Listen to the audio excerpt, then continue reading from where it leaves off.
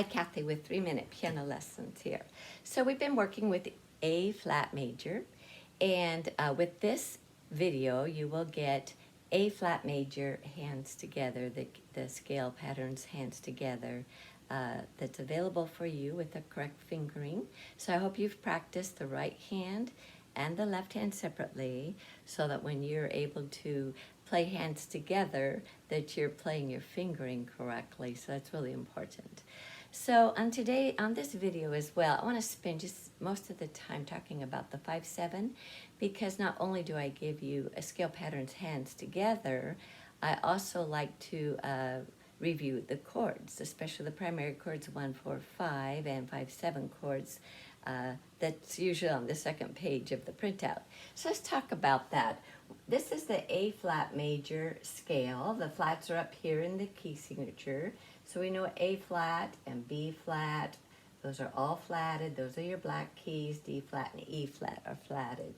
So I want to talk about the 5 chord. Remember, so if this was A flat, B flat, C, D flat, E flat, there's the 5 fingers scale of A flat major.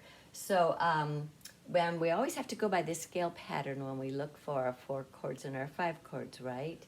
So here is your tonic, or the key note of A flat. So we're going to count up 5. 1, 2, 3, 4, 5, and we land on that E flat. So here's your 5/7 chord in root position. Notice I put the 7th on top, and the 7th simply is the distance between this E flat and that D flat. Okay, that's why they call it a 7th, 5/7. Now, you'll often see my 5/7s like this, and you might wonder, I've explained it before, but wonder why it looks like that. And it's simply because, remember, when we invert a chord, you take the bottom note and put it to the top. And in 5/7s, of course, then the G will come over, but we actually leave out this B flat. So that's why it's like there's a note missing, and that's the 5th of that chord actually.